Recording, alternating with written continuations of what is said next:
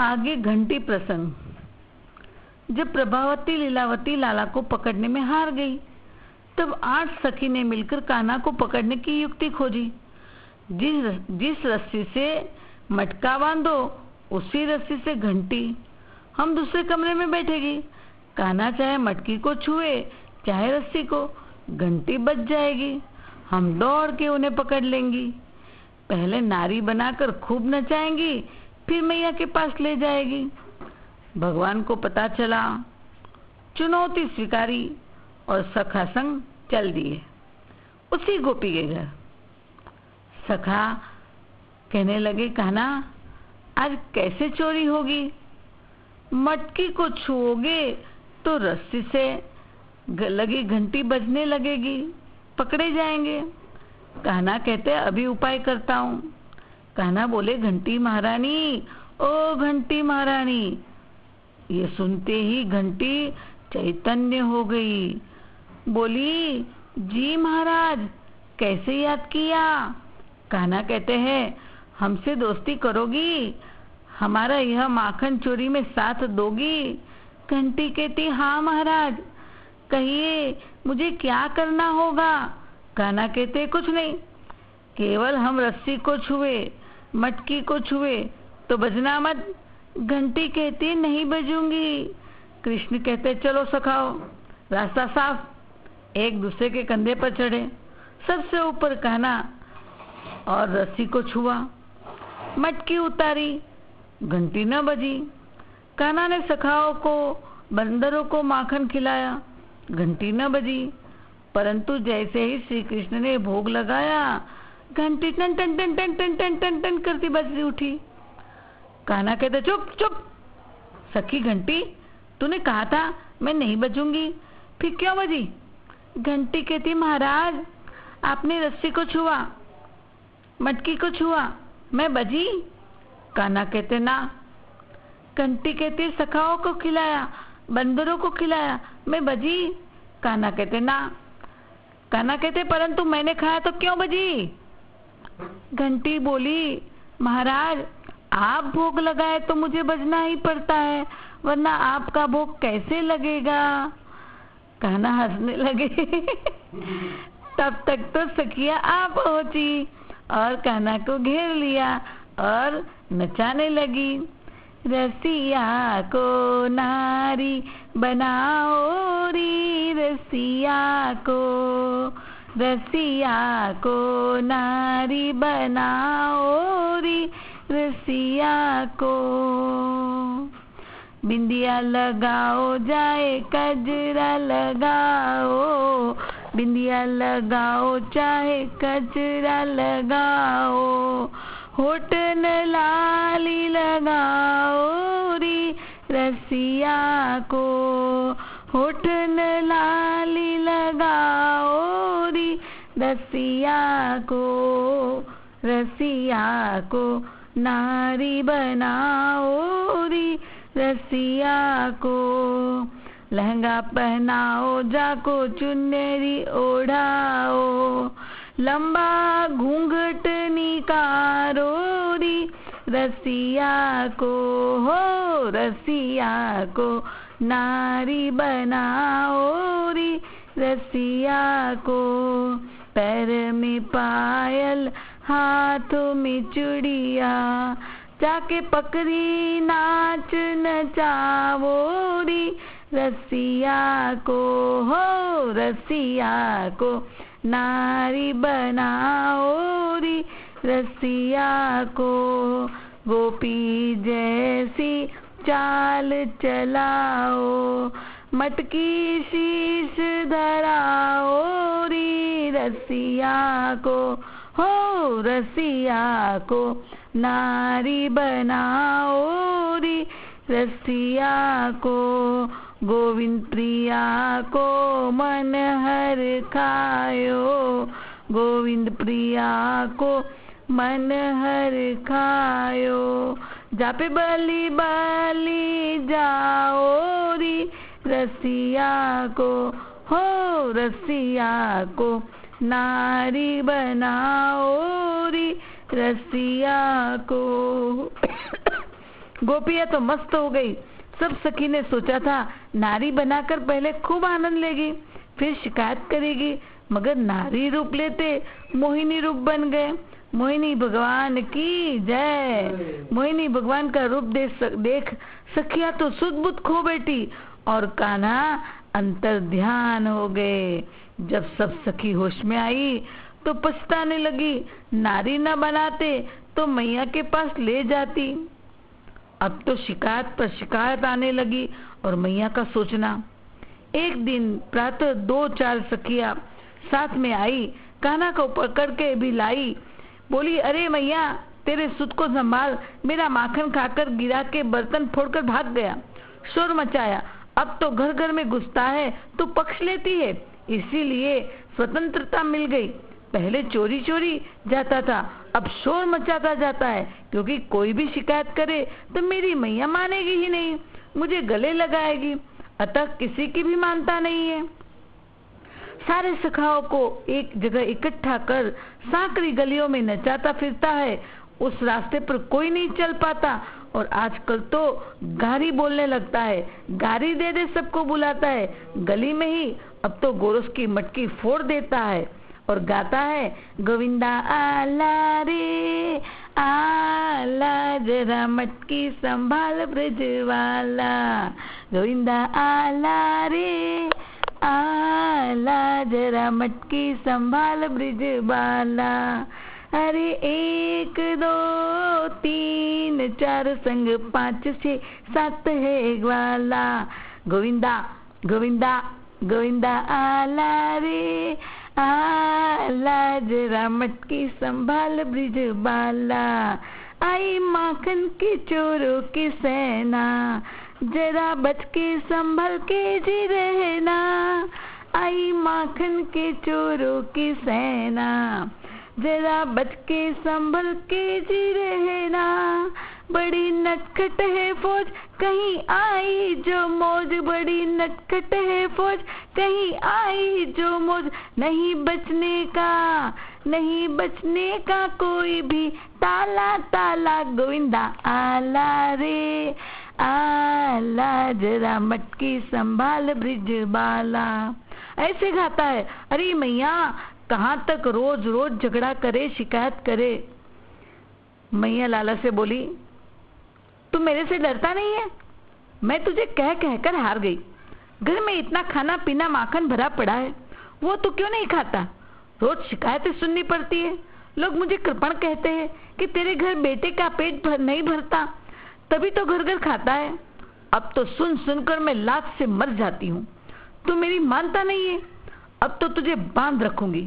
इतनी बातें आती है, इसमें कुछ तो सच्चाई होगी। हे ग्वालिन, मेरी बात सुन। अब कभी ये माखन चोरी करते तुम्हारे हाथ आए तो उसे तुम ही पीट देना। सखी चली गई। लाला मैया का क्रोध देख डरे और बोले, अब कभी किसी के घर नहीं जाऊंगा। ऐसा कहकर घर से खेलने निकल गए। अभी 5 मिनट नहीं हुए थे और कई सारी सखियां लाला को पकड़ के मैया के पास लाई। बोली, नंदरानी, तूने पुत्र को अच्छा पाठ सिखाया है, गोकुल के घर घर में गली गली में शोर मचाया है। किसी के बच्चों को मारता है, किसी के बछड़ों को छोड़ता है, किसी का दही माखन खा जाता है, किसी के बर्तन फोड़ता है, किसी को गारी देकर झगड़ा करता है, छोटा बड़ा भी नहीं देखता। कहाँ तक हरि के गुण गाए? तुझे तो शिकायत करते भी शर्म आती है। पीताम्बर सिर ओढ़ मीठा मीठा मुस्कुराते हैं। तेरी कसम ये बातें सकुचाते हुए हम बताती है। तेरा मुख देख हरि अपना तनिक सा मुख बना लेते हैं। थोड़ी सी आंख दिखा, अभी से ही उसके लक्षण अच्छे नहीं दिखते। सबको दीवाना कर दिया है। पूत के लक्षण पालने में ही दिख जाते हैं। पता नहीं बड़ा होकर कौन कौन सी चोरी करेगा। एक सखी कहती है, मैया तुम बार बार कहती हो मेरा लाला भोला है, सीधा साधा है, बड़ा सीधा है। देख, सखी ने अपना फटा ब्लाउज टूटा हार दिखाया। बोली, संसार में किसने अपने पुत्र को लाड नहीं किया? किसको पुत्र पैदा करने में कष्ट नहीं हुआ? तेरा क्या विशेष है कि उसे थोड़ा भी डांटती नहीं हो? मैया बोली, सखिया नाराज न हो, मैं इसका रास्ता सोचूंगी, पर तुम मेरे लाला को नाम मत बिगाड़ो, चोर चोर मत कहो, वरना उसे बहू कौन देगा। मैंने बड़े जतन से पालोरी, कोई गारी मत दीजो। मैंने बड़े जतन से पालोरी, कोई गारी मत दीजो। कोई गारी, कोई गारी, कोई गारी मत दीजो। मैंने बड़े जतन से पालोरी, कोई गारी मत दीजो। जो मेरो लाल मटुकिया फोड़े, मटुकिया फोड़े तोरी गगरिया फोड़े। मैं सोने का कलश मंगा दूंगी, कोई गारी मत दीजो। मैंने बड़े जतन से पालोरी, कोई गारी मत दीजो। जो मेरो लाल चुनरिया फाड़े, चुनरिया फाड़े तोरी चुनरिया फाड़े। मैं रेशम थान मंगा दूंगी, कोई गारी मत दीजो। मैंने बड़े जतन से पालोरी, कोई गारी मत दीजो। जो मेरो लाल डगर तोरी रोके, डगरिया रोके और माखन फेंके। मैं माखन और मंगा दूंगी, कोई गारी मत दीजो।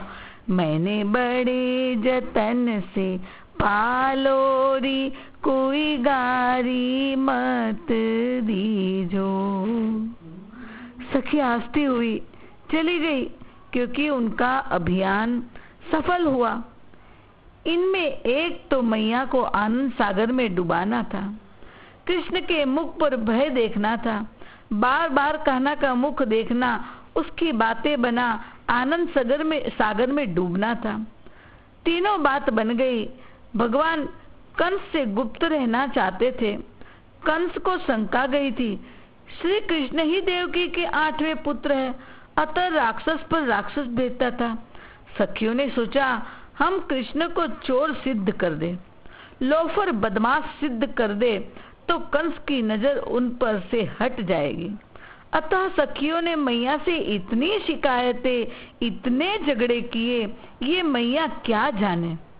गोपी का एक अर्थ है, जो परमात्मा को गुप्त रखे वह गोपी, जो हर इंद्रिय से परमात्मा के रस का पान करे वह गोपी।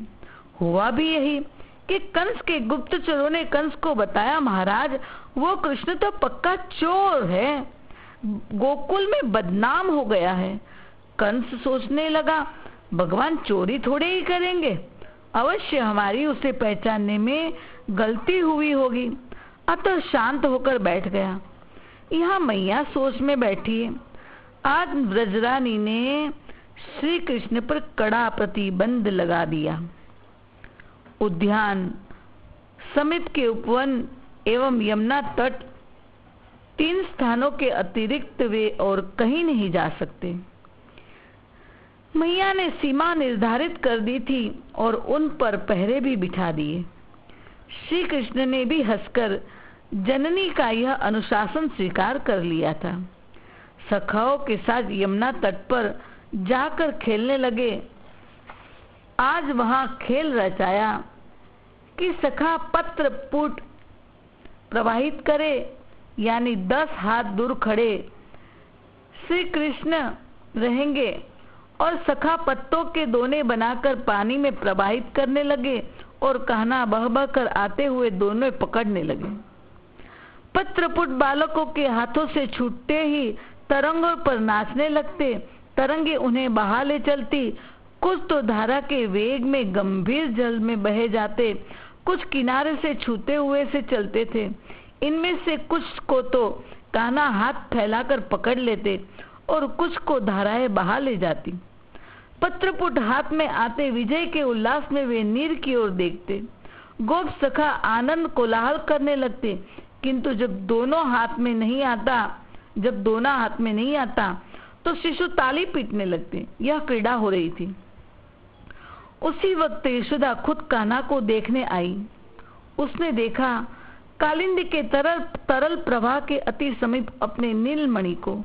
लहरियों का जल बिखेरते देखकर उसका हृदय धक धक से कर उठा। हाथ का पात्र भूमि पर पटक कर वे दौड़ी तथा पीछे से जाकर उन्होंने श्री कृष्ण को पकड़ लिया। मैया ने सोचा, अरे एक क्षण का भी यदि विलंब हो गया होता और नीलमणि एक डग भी आगे बढ़ जाता तो लहरें उसे बहा ले जाती, मेरा तो सर्वनाश हो जाता। मैया को देख गोप बालक सहम गए। कान्हा उमंग में भरकर मैया से अपनी जय की घोषणा करने लगे। देख, मैंने इतने पत्रपुट जल में से छाने हैं।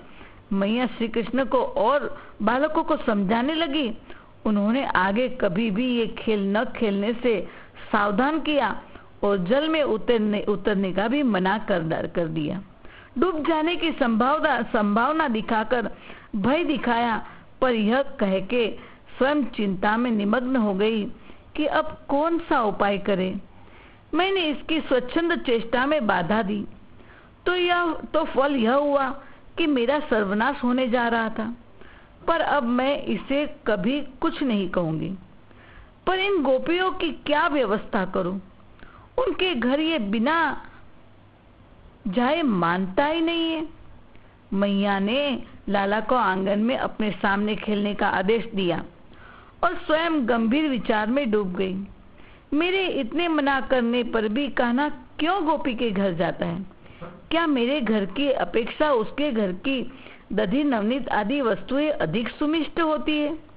यहाँ तो शत शत मनुहार करने पर भी जरा सा नवनीत मुख में रख पाती हूँ, पर गोपियों की अनुपस्थिति में यही दही माखन चोरी करके खाता है। हे नारायण, हे मेरे इष्ट देव नाथ, तुमने मेरे लाला की ऐसी बुद्धि क्यों कर दी? नीलमणि तो तुम्हारी वस्तु है ना, यह ऐसा क्यों बन गया? ब्रजेश्वरी को आज कुछ दुख सा होने लगा। कदाचित मैया कल्पना कर पाती कि एक दिन मेरे इस नीलमणि ने ही वैकुंठ धाम श्रांत क्लांत भयभीत दुर्वासा को प्रबोध देते हुए नारायण रूप से यह घोषणा की थी। क्या घोषणा की थी? हे ब्राह्मण देव, सर्वतंत्र स्वतंत्र होकर भी मैं अपने भक्तों की तो सर्वथा अधीन हूँ। उसके सामने मेरी स्वतंत्रता नहीं है। कपट की छाया से भी शून्य सरल मति भक्तों ने मेरे हृदय पर सदा अधिकार कर रखा है। मेरे प्यार के एकमात्र विषय वे हैं। उनके प्यार का विषय एकमात्र मैं हूँ। उनका एकमात्र अवलंबन मैं हूँ। साधु स्वभाव उन भक्तों को छोड़कर तो मैं अपने आप को भी नहीं चाहता। उनके बिना मेरी नित्य संगिनी रमा की भी मुझे इच्छा नहीं है। जिन्होंने स्त्री पुत्र गुरुजन प्राण धन इहलोक परलोक सर्वस्व विसर्जन कर एकमात्र मेरा ही आश्रय ग्रहण किया है, उन्हें त्यागने का संकल्प मैं कैसे करूं? उनका हृदय केवल मुझ में ही बंधा होता है। सर्वत्र समान भाव से एकमात्र मेरा ही दर्शन वे करते हैं। जैसे सती स्त्री पातिव्रत के द्वारा अपने सतपति को वश में कर लेती है, वैसे ही विशुद्ध प्रेम से वे मुझे अपने वश में कर लेते हैं। मेरी विशुद्ध सेवा ही उनके जीवन का परम लक्ष्य होता है। मेरी सेवा प्राप्त करने में ही वे पूर्णता अनुभव करते हैं। मेरी सेवा के फल स्वरूप चतुर्विध मुक्तियां उनके सामने आती हैं, पर उन्हें इनकी चाह कहाँ? जब इनके प्रति उनकी ऐसी अपेक्षा है तब काल पाकर विनष्ट होने वाली वस्तुओं की तो बात ही क्या है। वे सरलमती भक्त मेरे हृदय है और उन साधु भक्तों का हृदय मैं हूँ। वे मेरे अतिरिक्त अन्य कुछ नहीं जानते एवं मैं उनके अतिरिक्त कुछ भी नहीं जानता। यदि मैया को अपने नीलमणि के उपरयुक्त स्वभाव का पता होता, साथ ही गोप सुंदरियों के हृदय की दशा वे जानती होती, तो यह रहस्य भी जान लेती कि उनके लाला ऐसे क्यों बन गए हैं। वे तो सब नित्य सिद्धा कृपा सिद्धा गोपियां थी। गोपियों की दशा तो क्या, यहाँ तो क्या वृद्धा क्या युवती, सबके मन प्राणों के में एकमात्र श्री कृष्ण भर गए हैं। अधिकांश समय तो वे सब अपने आप को भूली सी रहती है। पति सामने खड़े हैं पर उन्हें भान नहीं। ये तो देख रही है श्री कृष्ण माखन खाते हुए हमारी ओर आ रहे हैं। पुत्र उनसे भोजन मांग रहा है पर उन्हें अनुभव हो रहा है कान्हा आए हैं, मुझसे माखन की याचना कर रहे हैं। उन्हें घर में चारों ओर श्री कृष्ण के चित्र अंकित दिखते हैं। गुरुजन सामने आते हैं, उन्हें अनुभव होता है श्री कृष्ण अपने कोमल कर से हमें बुला रहे हैं। श्री कृष्ण के रूप में अतिरिक्त उनके नेत्रों में अन्य रूप नहीं। उनकी अमृत सम मधुर वाणी के सिवा कर्णरंध्र में अन्य शब्द नहीं। कुछ भी स्पर्श होता है तो त्वचा कृष्ण स्पर्श का अनुभव करती है। द्राण में श्री कृष्ण के श्री अंग की सुवास उन्हें मिलती है। भोजन हमने कब किया उसकी तो उन्हें स्मृति ही नहीं रहती।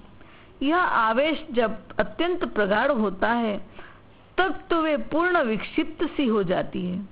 निंद्रा तो उन सबकी प्राय विलुप्त हो ही गई। मध्य रात्रि के समय शैया से उठ पड़ती है। उनमें कोई दही मंथन कर नवनीत सजाती है। कभी कहर जाकर, कभी द्वार पे जाकर प्रतीक्षा करती है। कभी अंतर्गृह में छिपकर उनके आने का अनुसंधान लेती है। कल आए, 2 दिन पूर्व आए थे, आज भी आ सकते हैं। इस आस में माखन भंडार वाला कमरा खोल कर रख देती है। जब प्रहर दिन तक श्री कृष्ण नहीं आते तो ताजा माखन स्वयं भूमि पर बिखेर देती है। जिसे श्री कृष्ण ने नहीं स्वीकार किया उस माखन को संग्रह करने से क्या करना। दूसरी एक नव तरुणी सुंदर से सुंदर साड़ी निकालती है, सर्वोत्तम चूड़ियां पहन लेती है तथा आकुल प्राणों से नंद नंदन की बाट देखती है। कल तो श्री कृष्ण पास के गृह में ही आए थे। गोप सुंदरी उन्हें पकड़ने गई थी। उसकी चूड़ियां उन्होंने तोड़ दी, परिधान वस्त्र छिन्न भिन्न कर दिए। मेरे घर ही आज आए तो क्या पता। परंतु जब दोपहर हो जाती है, श्री कृष्ण आते नहीं, तो सर्वोत्तम चूड़ियां स्वयं पत्थर से तोड़कर पास के सरोवर में फेंक देती है। अमूल्य साड़ी को 2-2 उंगल के टुकड़ों में परिणित कर राख के ढेर पर डाल देती है।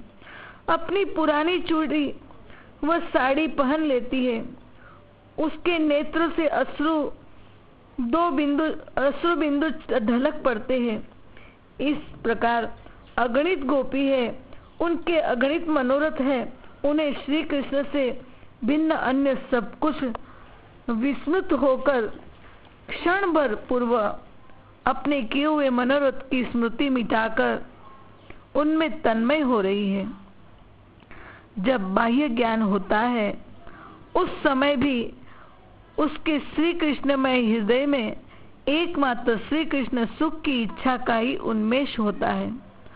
अब भला ऐसी अतुल प्रेम घन श्री मूर्ति, प्रेम धन की मूर्ति व्रत सुंदरियों के अधीन श्री कृष्ण न रहे, यह कभी संभव है? ब्रजेश्वरी दुखी हो आज नीलमणि की चिंता कर रही थी कि मेरा नीलमणि इतना चंचल क्यों हो गया, क्यों घर में नहीं खाता, गोपियों के घर चुरा के खाता है। रात भर मैया को नींद न आई। श्री कृष्ण से मैया की चिंता देखी न गई। उनकी अचिंत्य महालीला शक्ति ने उनको उत्तर बता ही दिया। मैया ने सोचा, ये सखिया श्री कृष्ण लीला का गान करते करते बड़े प्यार से अपने हाथों से माखन निकालती है। वो तो जन्म से ही लाला को बहुत प्यार करती है। वो तो लाला पर जान छिड़कती है। वो लाला को तो माखन खिलाने को तैयार है। लाला को भी वे सब प्यारी है। फिर लाला उनके बर्तन क्यों तोड़ता है, अचक्री क्यों करता है?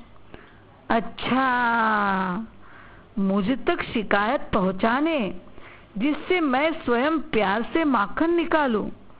मेरे यहाँ सेवक माखन निकालते हैं या रोहिणी मुझे रोक देती है, वही मथने लगती है। मैं कभी आज तक पूर्ण रूप से माखन निकालकर लाला को खिला नहीं पाई। इसी बात से शायद लाला मुझसे नाराज है। इसीलिए घर का माखन लाला को अच्छा नहीं लगता। अब से मैं स्वयं ताजा माखन निकालकर कान्हा को खिलाऊंगी। इस विचार से मैया के हृदय में शांति हुई। बोलिए माखन चोर भगवान की जय।